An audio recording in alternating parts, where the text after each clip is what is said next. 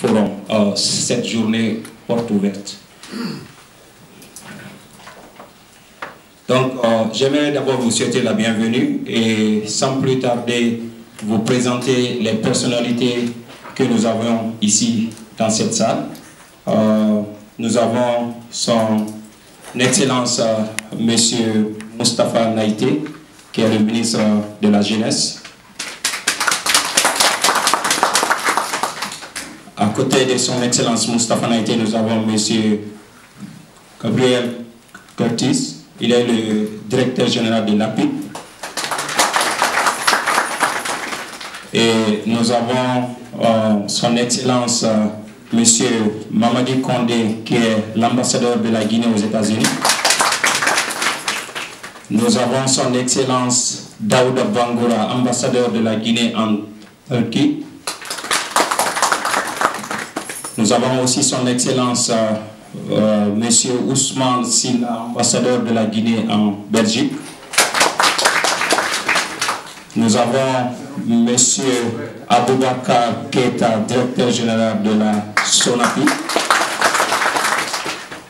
Et aussi dans la salle, nous avons le directeur général de l'APIP du Mali, Moussa Touré, qui est parmi nous. Il s'est déplacé. Ok. Nous avons, j'ai déjà présenté Abdoul Diallo de New York. Nous avons les officiels de l'ambassade. Nous avons M. Koïta, qui est le conseiller politique de l'ambassade de Guinée à Washington. Nous avons M. Ali Kamara, qui est aussi le consul de Guinée à Washington. Et je vais aussi Alassane Conté, conseiller à l'ambassade, à la représentation diplomatique à New York. Et comme vous le savez, cette journée porte ouverte n'aurait pas été facile sans la participation des sponsors. Nous avons parmi nous ici M. Aboubakar Boboli Kamara, le PDG de Sabou Inter, l'un des sponsors de cette journée porte ouverte, et aussi Sadio et Frères, qui est une compagnie guinéenne. Donc, je vais vous parcourir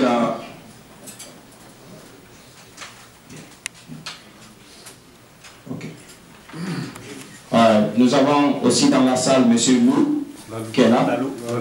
Lalou. M. Lalou. Ok, je vais parcourir le programme rapidement. Nous allons commencer par le discours de son Excellence M. Mamadi Condé. Après M. Mamadi Condé, il y aura le discours du représentant de la communauté guinéenne. Abdul a été désigné de nous représenter dans ce sens. Après Abdul, il y aura le discours de monsieur le directeur de l'APIP, suivi du discours du ministre de la Jeunesse. Et il y aura aussi le discours de Dr Ousmane Silla, qui représente le ministre des Affaires étrangères. Après cela, il y aura une présentation et témoignage. Le climat des affaires, cadre juridique et économique, qui sera fait par le directeur général de l'APIP. Il y aura une présentation sur l'aménagement et promotion immobilière qui sera faite par le directeur général de la SONAPI. Il y aura aussi le témoignage du président des sociétés américaines et internationales, M. Lalou, suivi des questions et réponses. Et il y aura aussi un déjeuner aujourd'hui dans l'après-midi. Dans l'après-midi, il y aura networking qui va se passer. Donc, sans plus tarder, je vais passer le micro à son Excellence M. Mamadi Condé pour tenir son discours de bienvenue.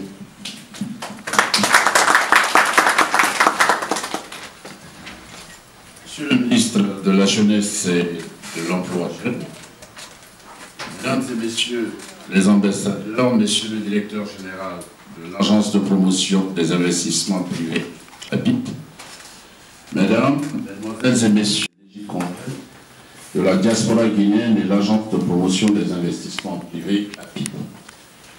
Cet événement auquel vous avez eu l'amabilité de participer revêt une importance remarquable fondée sur la volonté du gouvernement guinéen, sous le leadership éclairé de son Excellence, professeur Alpha Condé, et l'engagement volontariste de la dynamique diaspora nationale. Cette importance est corroborée par la présence effective à ce forum de leurs Excellences, Monsieur le ministre de la Jeunesse et de l'Emploi jeune, les ambassadeurs ainsi que plusieurs autres cadres et d'autres du secteur économique, dont le directeur général de la PIP et le directeur général Keita.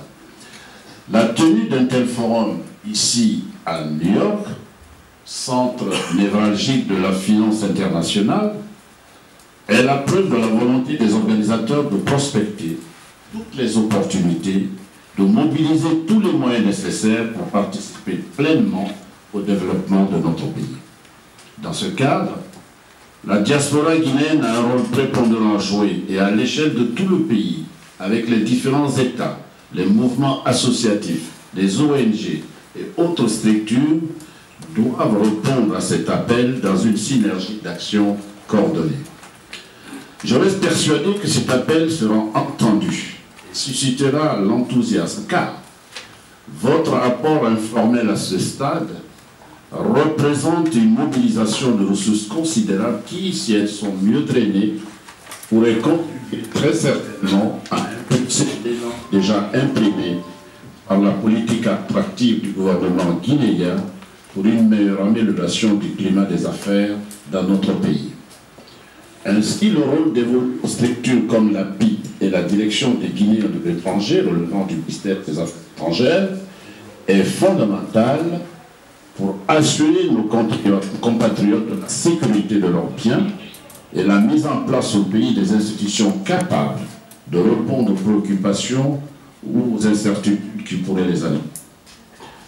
Les résultats élogieux obtenus au plan économique par le gouvernement guinéen et salués par les institutions multilatérales et de notoriété comme la BAD, le FMI ou la Banque mondiale sont autant de signes tangibles de motivation, mais aussi de mobilisation de cette diaspora à s'investir davantage dans le vaste chantier du développement au bénéfice de nos populations. Mesdames et messieurs, la diaspora guinéenne ici présente est animée d'un sentiment profondément national à travers son organisation en association, ONG, groupement et mouvement de solidarité. Elle est très active sur le terrain. À chaque événement à dimension nationale, comme les catastrophes naturelles, épidémies, elle se mobilise activement en organisant des fundraising pour lever le fonds, pour marquer sa solidarité. La tristement célèbre période d'Ebola en fut une preuve éloquente, à l'occasion de laquelle nos compatriotes se sont mobilisés sur tous les fronts pour participer à la lutte contre ce fléau dévastateur.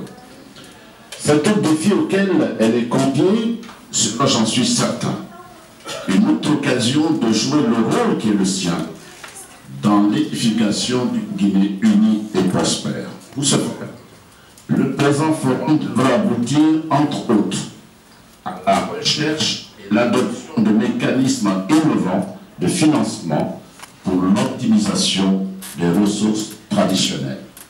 Aussi, il doit surtout se pencher sur les meilleures voies d'implication de la jeunesse, force vive et moteur de croissance, qui, de par sa créativité, impulsera davantage la politique de promotion de l'entrepreneuriat jeune et féminin.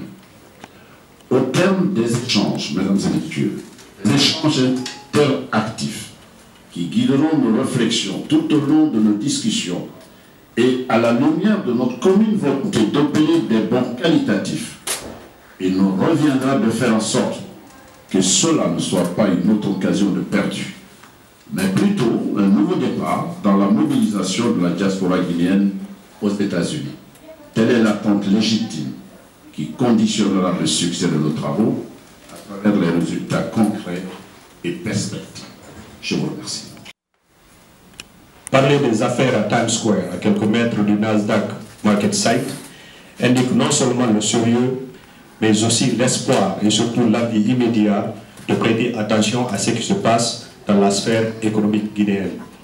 En effet, cette première rencontre du genre, initiée par l'Agence de promotion des investissements privés sous le leadership de M. Gabriel Curtis, qui vise la diaspora guinéenne, nous va droit au cœur et trouvera en nous des interlocuteurs, des collaborateurs, voire de potentiels investisseurs à l'écoute. Au nom de la diaspora guinéenne, au nom de la fraternité guinéenne, dans l'espoir de trouver des intérêts mutuels et sceller des partenariats gagnants, soyez la bienvenue à New York. Mesdames et messieurs, chers compatriotes de la diaspora guinéenne, bien que les initiatives et les actes posés par l'Agence de la promotion des investissements privés, parmi d'autres, aient amélioré la place de la Guinée sur le World Bank de Business Record, il existe cependant des difficultés à nos yeux observateurs. Vous conviendrez avec moi que la contribution de la diaspora guinéenne dans notre économie reste minime. Ceci est dû, entre autres, au manque de politique, de structures et d'institutions qui permettent de faciliter le transfert de richesses, de matériel et d'expertise dans le pays. Pourtant, cette diaspora peut être la véritable cinquième roue de développement de la Guinée. C'est pourquoi ce forum est perçu comme un grand espoir pour nous, la diaspora dans son ensemble, et particulièrement celle des États-Unis. L'arrivée de votre mission, monsieur le directeur général, pour nous faire l'état des lieux du climat d'investissement en Guinée encouragera sans nul doute beaucoup d'appétit d'investisseurs dont le goût est resté longtemps affadi par les pratiques orthodoxes du passé. En guise d'exemple d'opportunité, je vais un peu parler du transfert de richesse. Les transferts de fonds vers l'Afrique connaissent une nette augmentation, mais les tarifs des sociétés de messagerie financière restent élevés.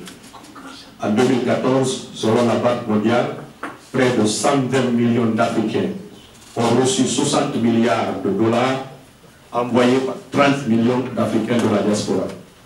Ce montant est supérieur à l'aide publique au développement, qui était de 56 milliards en 2014, et aux investissements directs, estimés à 50 milliards. Les transferts de fonds sont en constante augmentation en Afrique et constituent une manne financière susceptible de contribuer au développement des économies du continent. Le flux migratoire des Guinéens vers l'Amérique, les perspectives démographiques dues aux naissances augurent davantage d'opportunités pour ce secteur et assurent que ces fonds de la diaspora continuent à contribuer au développement socio-économique de la Guinée. Selon la Banque mondiale, en 2014, le coût d'envoi en Afrique était en moyenne de 12,4%. Essayer de faire baisser ce coût de transfert à 5% pourrait faire économiser 4 milliards de dollars à la diaspora africaine et la Guinée ne faisait pas l'exception. Les transferts de fonds de la diaspora guinéenne, lorsqu'ils sont judicieusement canalisés et gérés, peuvent constituer des capitaux de départ aux investissements locaux vitaux susceptibles de résorber la pauvreté. Pensons que l'État guinéen, à travers la PIB, doit systématiquement organiser la gestion ou la prise en charge de sa diaspora en général, en offrant des possibilités et des facilités d'investissement au pays avec la garantie d'un minimum de sécurité générale. Monsieur le directeur général, mesdames et messieurs les chefs d'entreprise et potentiels investisseurs, chers compatriotes, comme son nom l'indique, nous osons croire que ce forum nous ouvrira grandement les portes d'opportunités d'affaires afin de réveiller l'ami dormant d'investisseurs dans l'économie guinéenne. En tout état de cause, monsieur le directeur, nous sommes fin prêts. Je vous remercie. Merci beaucoup.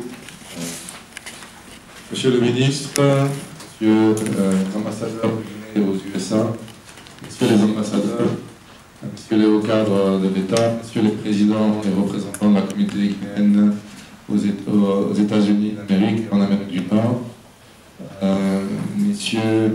mesdames et messieurs, chers concitoyens, je ne vais pas être très long puisque je vais avoir l'occasion tout à l'heure de faire la présentation de la PIP, mais je voudrais d'abord remercier tous ceux qui ont pu faciliter cette première journée porte ouverte de l'Agence de promotion des investissements privés.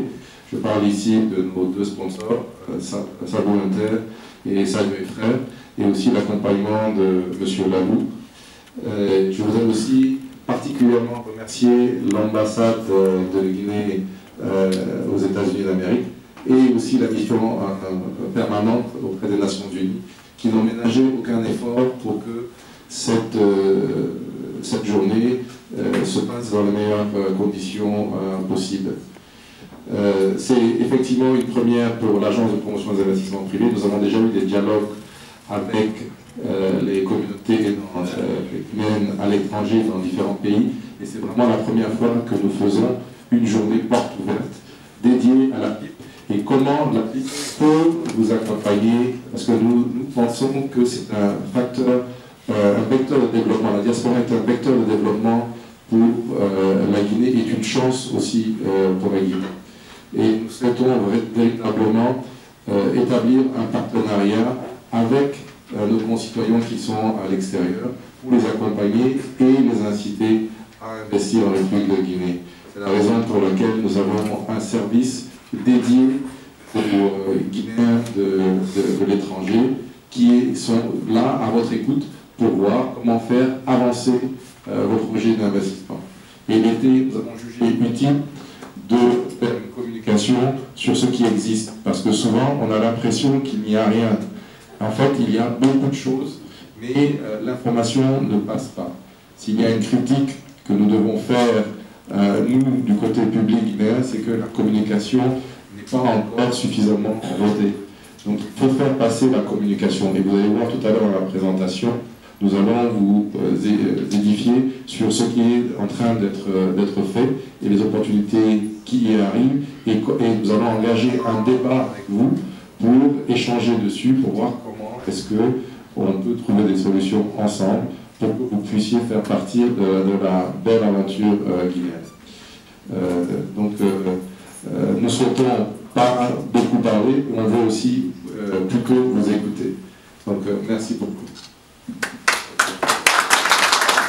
Merci beaucoup.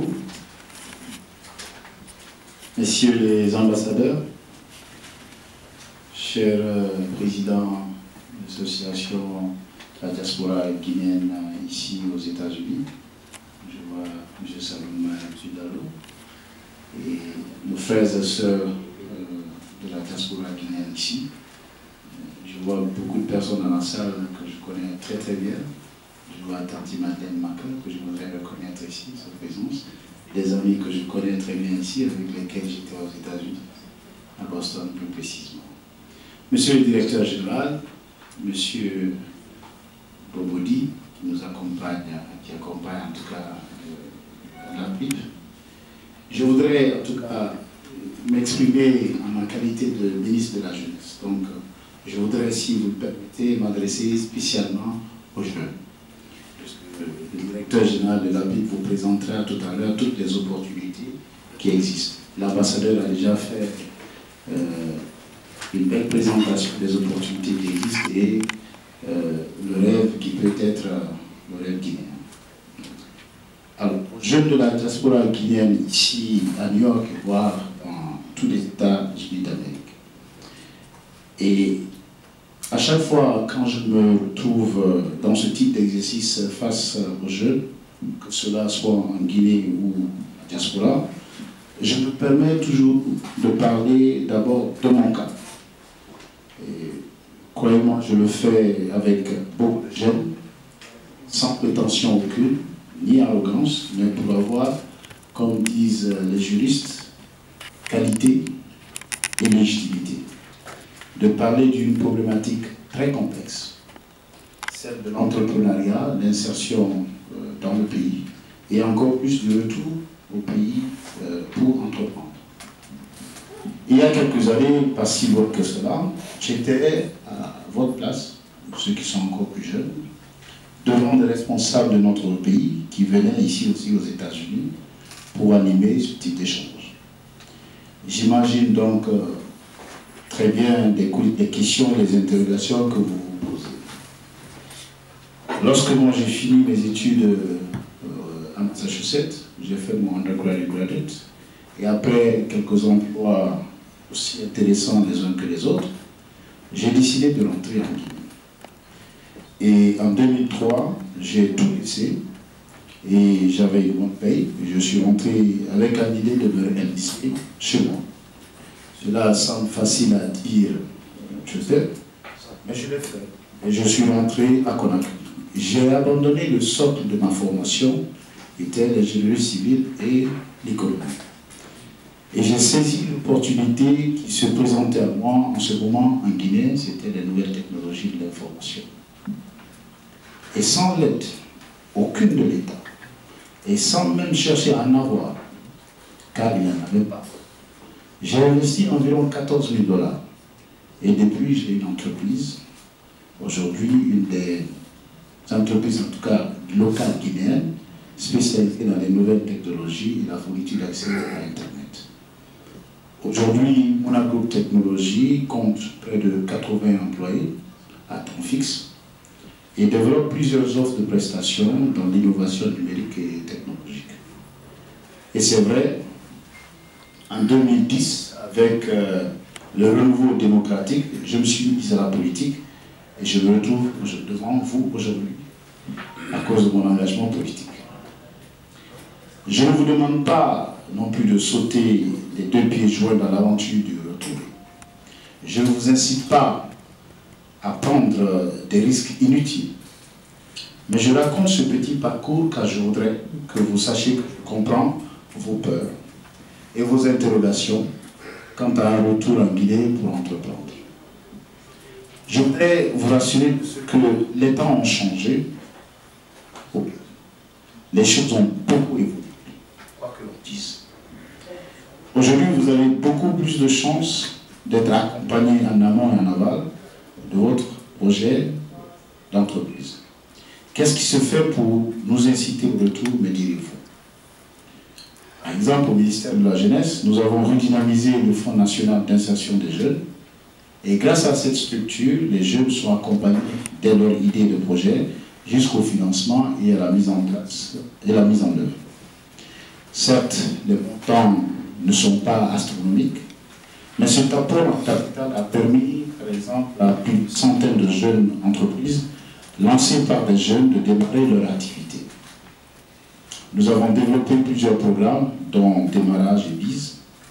La première pour les services et biens, et le second spécialement pour le secteur agricole. Derrière ces jeunes entreprises et à temps fixe. C'est peu, mais c'est de petits pas que l'on pose. Vous pourriez bénéficier de cet accompagnement si vous prenez le risque de rentrer et entreprendre dans votre pays. Ce n'est pas facile, ce n'est pas simple, je sais. Aujourd'hui, et comme l'a dit tout à l'heure le directeur de la PIB, et comme il vous le précisera davantage dans sa présentation, vous pouvez effectuer des procédures administratives et juridiques en moins de 48 heures et ouvrir officiellement votre entreprise. C'est aussi une facilitation importante et très précieuse lorsqu'on sait les obstacles et la chaîne de difficultés qui existent et qui existaient. Mais ce qui serait encore plus utile et plus près de vos besoins, c'est de pouvoir bénéficier d'un accompagnement spécifique au retour au pays pour entreprendre. Et pour ce faire, nous travaillons naturellement avec la PIB et les autres acteurs pour mettre en place aujourd'hui un dispositif législatif et un instrument financier.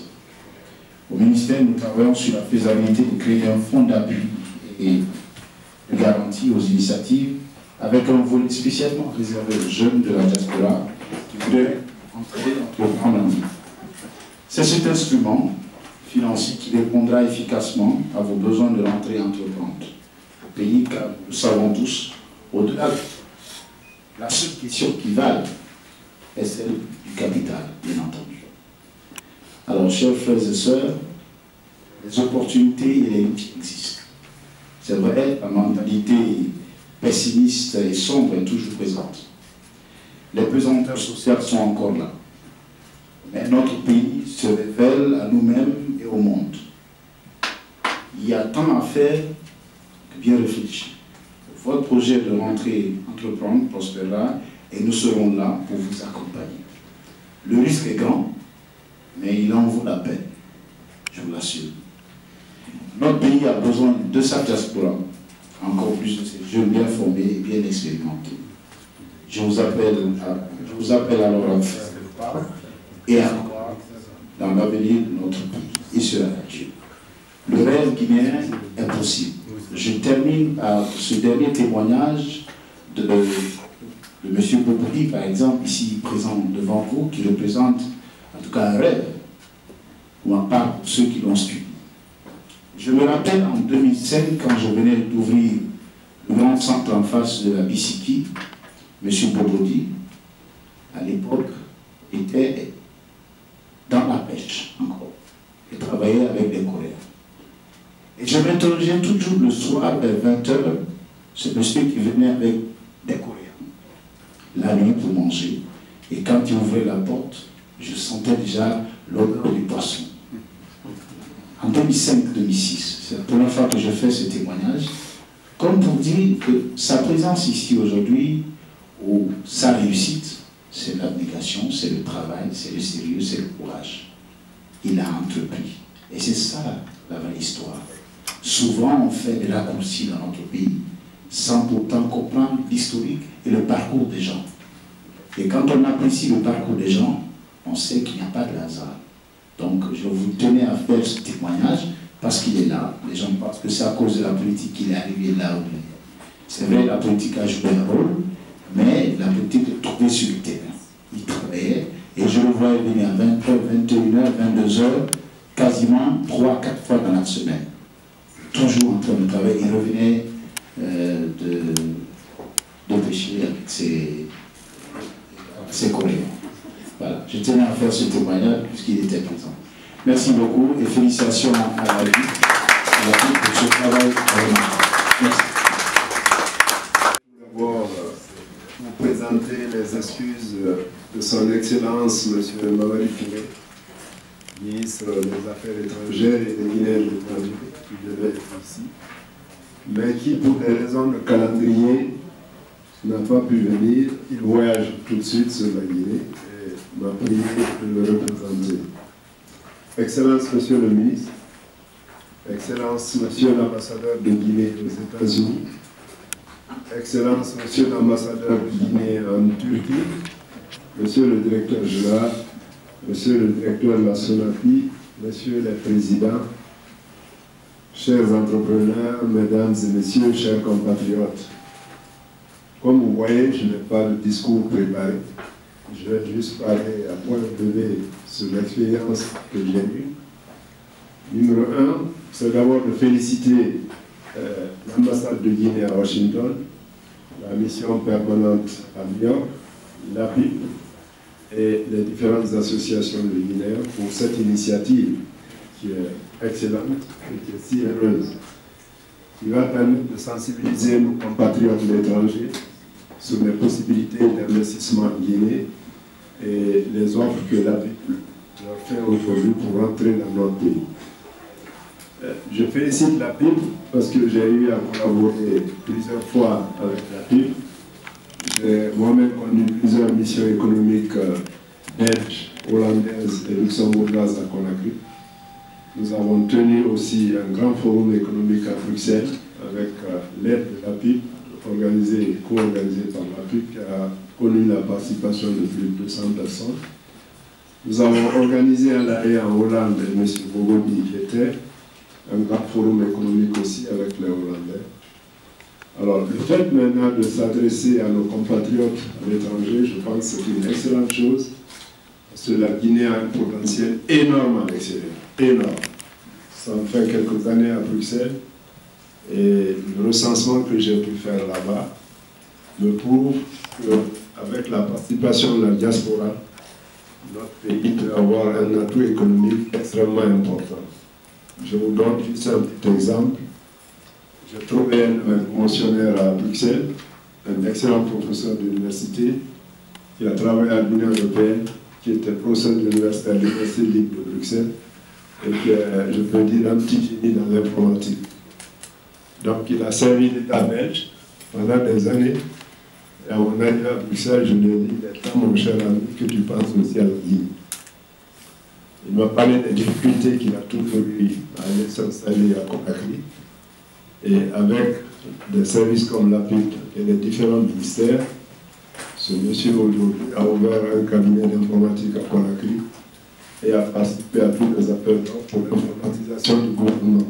Donc il a eu un transfert de technologie de Bruxelles sur Conakry avec un Guinéen. C'est juste un petit exemple que je vous donne. Et son Excellence, Monsieur le Président de la République, tient beaucoup. Comment je vais me loger, où je vais me loger et à quel coût je vais me loger. Je pense que nous cherchons à répondre vraiment à ce souci majeur. Et je vous dis donc que notre président s'est fondamentalement impliqué un peu dans ce processus. Et je suis dans les faits en train de vendre à votre portée 314 logements suivant la vision du président, un toit pour chaque Guinéen et principalement aussi tout en tenant compte vraiment des besoins de la diaspora dont nous avons besoin d'appuyer. Le programme, écoutez, je ne vais pas trop... La Société nationale d'aménagement et de promotion immobilière, dont je suis le directeur général, a la vocation d'aménager, de construire et de vendre. Et ce qui est surtout intéressant, et dans ça surtout que nous avons affaire à la diaspora, qui a besoin d'être en Guinée et aussi qui a besoin d'investir en Guinée, ce qui est intéressant, c'est que ma société, dans ses attributions, peut être en joint venture avec n'importe quel investisseur de la diaspora ou étranger pour pouvoir construire des maisons, vendre des maisons et les mettre à la disposition vraiment de la population. Donc vous n'avez même pas besoin de passer par Paul ou Pierre, vous viendrez directement chez moi et le lendemain on peut être en joint venture. Vous avez le terrain, vous avez les possibilités et vous avez le marché sur la base d'une petite lecture et puis on peut foncer. Donc c'est la raison pour laquelle je suis ici aujourd'hui en Amérique pour vous dire vraiment que ces opportunités existent. Non seulement on vous logera de manière prioritaire, de manière économique pour vous en fonction de vos poches, mais aussi on vous donne les opportunités d'investir avec nous et avec toutes les facilités vraiment qui accompagnent. Et en vous attribuant vraiment des terrains, je pourrais vous dire que nous avons aujourd'hui 16 000 et quelques hectares à notre disposition, soit 38 fois Conakry 1 qui est à votre disposition. Et c'est surtout pour ça, c'est ce message que je suis venu aujourd'hui faire passer.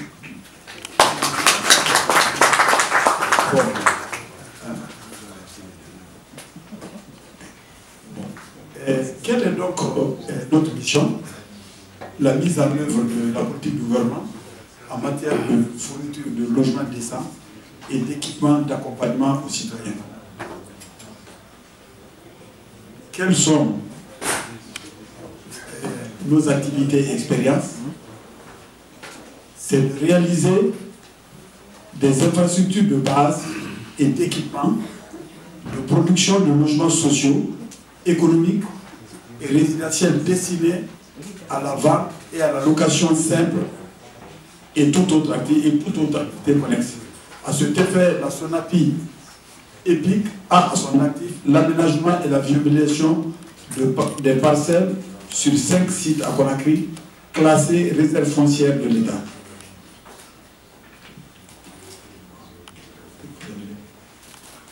Quelle est notre vision? Régulariser le marché foncier et immobilier à République. Ce que je voudrais vous dire vraiment, c'est que Gabriel a dit que la Guinée ne va pas vous attendre. La Guinée ne va pas vous attendre. C'est un pays vierge. Beaucoup de choses sont à faire. Toutes les idées que vous avez lorsque vous voyagez à l'international, vous pouvez les transporter et les mettre en œuvre en Guinée. De la plus petite plateforme d'investissement de Uber, de Airbnb, tout ce que vous voyez, vous êtes malade de la technologie. Monsieur Naïté est là, monsieur le ministre est sorti. Vraiment, vous pouvez tout mettre en place. La fiscalité, elle est légère, elle n'est pas très forte par rapport à certains pays limitrophes. Pour une personne physique, les revenus sont taxés à 15%. Si vous dégagez si vous avez des salaires supérieurs à 15 millions de francs guinéens. Donc vous voyez que les revenus, la taxation n'est pas très élevée. Les revenus, l'impôt sur les sociétés est de 35%. Donc c'est un pays, c'est une terre d'accueil assez favorable. Je ne sais pas, on est en train de privilégier certains secteurs. Moi je dirais que je battrai les cartes et je n'ai aucun secteur à privilégier. Nous sommes sollicités par tous les investisseurs internationaux au niveau mondial dans tous les secteurs. Vraiment dans tous les secteurs. Et la Guinée va très vite. Il y a une année, on faisait des statistiques sur l'exportation de la bauxite. On disait qu'on allait faire, et personne n'était vraiment rassuré de ce qu'allaient faire nos amis de Singapour. Aujourd'hui, depuis avril 2017, la Guinée est le premier pays exportateur de bauxite dans le monde. Ah, c'est pas... La Guinée est le premier pays exportateur de bauxite dans le monde. Donc on a damé le pion à l'Australie, on a damé le pion au Canada, on a fait du très bon travail. Et quand on parle de premier exportateur de bauxite dans le monde, vous voyez la chaîne de sous-traitance qui existe. C'est pour ça que je vous dis, la Guinée ne va pas vous attendre, elle est déjà en marche. Et tous les jours, nous avons des sociétés aurifères qui vont s'installer, nous avons des sociétés de transport qui vont s'installer, nous avons toutes sortes de sociétés qui vont s'installer. Donc vraiment, investissez dans votre pays. Et ce que je pourrais dire pour conclure, le Maroc est en train de chouchouter toute sa diaspora étrangère par la mise en place d'énormes infrastructures en interne. Cela veut dire que nous, quand nous rentrons au Maroc, si nous nous adressons à une administration, nous avons un guichet spécifique pour le Marocain résidant à l'étranger. On ne passe pas plus de 10 minutes pour payer notre facture d'électricité, pour payer, quel que soit l'impôt qu'on veut payer, quel que soit le papier administratif. Nous avons dans toutes les administrations un bureau spécifique pour le Marocain résidant à l'étranger. Et c'est ce que Gabriel a essayé de vous expliquer tout à l'heure, dans le cadre de sa décentralisation, dans le cadre de la mise en place des bureaux et des antennes. Toute cette activité est en train d'être mise en place au niveau